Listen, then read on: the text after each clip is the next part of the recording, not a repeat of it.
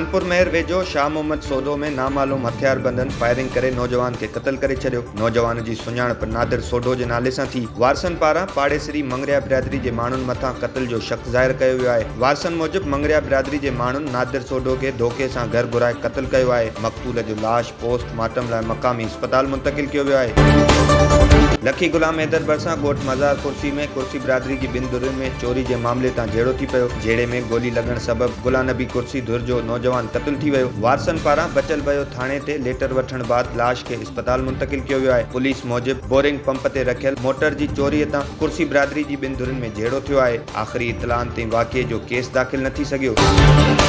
नौशेरो फेरोज़ में खदड़ो फ़कीर सोहेल शाह और सुहाना फ़कीर सां गुज़िरियल ॾींहुं थियल नाइंसाफ़ी ख़िलाफ़ कंडियारो में खदड़नि फ़कीरनि पारां एहतिजाजी मुज़ाहिरो कयो वियो। उन मौक़े ते खदड़े फ़कीर कोमल, फ़कीर रुबीना, फ़कीर शबू ऐं ॿियनि चयो त नौशेरो फेरोज़ में अॻुवा ॼाणायल किरन फ़कीर जे साथियुनि वटि फ़ैसिले लाइ सोहेल शाह उर्फ़ सुहाना फ़कीर वियो, जिते खेसि नशो ॾेई संदसि नाज़ुक उज़वो कटे रोक रक़म ऐं सोन फुर कयो वियो आहे। वाक़िए जो केस नौशेरो फेरोज़ थाणे ते दाख़िल आहे, पर पुलिस जवाबदार गिरफ़्तार नाहिनि कया। हुननि मुतालबो कयो त सोहेल शाह सां इंसाफ़ करे जवाबदारनि खे गिरफ़्तार कयो वञे।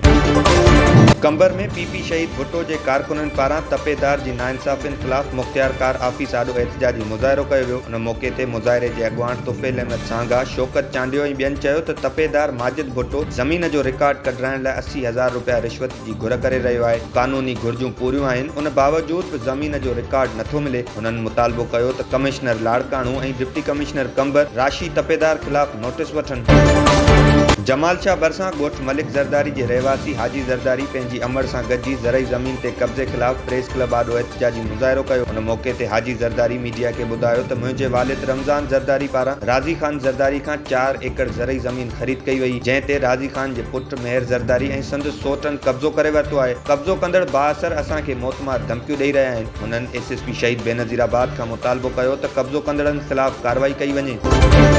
कोशिश डिजिटल पारां नशर कयल ख़बर ते ज़िले इंतज़ामिया घोटकी पारां नोटिस। खानपुर महर जे बम्बली वाह में 7 ॾींहं अॻु ॿुॾी फोत थियल नीगर शाहज़मान मलिक जे लाश जी ॻोल्हा करण लाइ पाकिस्तान नेवी जा टोबा खानपुर महर पहुची विया। आपाशी अमले पारां पाणी वेकरनि खे घटि करे पाक नेवी जे टोबनि खे लाश ॻोल्हा करण में मदद कई वई आहे।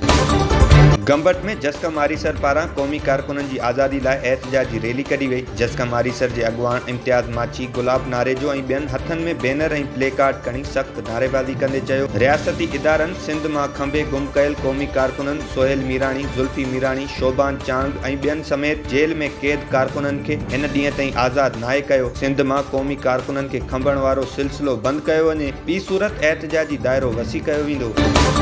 न्यू सईदाबाद ऐं भरपासे वारे इलाइक़नि में ॿिए ॾींहुं बि गजगोड़ सां बरसाति जो वसकारो जारी आहे। न्यू सईदाबाद तालके बैराड़ी जे मुख़्तलिफ़ इलाइक़नि में बरसाति सबबि केतिरा ई कचा घर ढही पट थी विया। तेज़ तूफ़ान सबबि मुख़्तलिफ़ इलाइक़नि में बिजली जा पोल किरण सबबि 20 कलाकनि खां बिजली मुअतल। बरसाति सबबि हेठाहीं वारा इलाइक़ा पाणी हेठि अची विया।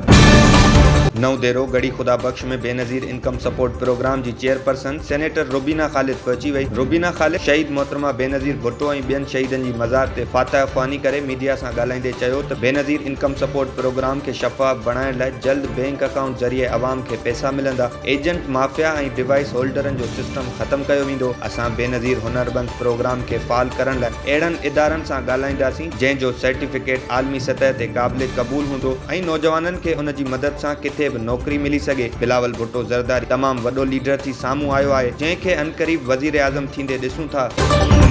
मोरो पुलिस हथां गुज़िरियल राति मुबैना मुक़ाबले अंदरि ज़ख़्मी थींदड़ नौजवान जे वारसनि पुलिस मुक़ाबले खे कूड़ो करार ॾींदे प्रेस क्लब शाहपुर जाने आॾो एहतिजाजी मुज़ाहिरो कयो। उन मौक़े ते ज़ख़्मी नौजवान जे वारसनि शाहनवाज़ सोलंकी, अब्दुल वहीद सोलंकी ऐं ॿियनि चयो त मोरो पुलिस 7 ॾींहं अॻु असांजे नौजवान कामरान सोलंकी खे गिरफ़्तार करे गुम करे छॾियो। नौजवान जी आज़ादी लाइ SHO ऐं DSP 3 लख रुपया रिश्वत जी घुर करे रहिया हुआ। रिश्वत न ॾियण ते कामरान सोलंकी खे कूड़े मुक़ाबले में ज़ख़्मी कयो वियो आहे। हुननि मुतालबो कयो त वाक़िए जी शफ़ाफ़ जांच कई वञे।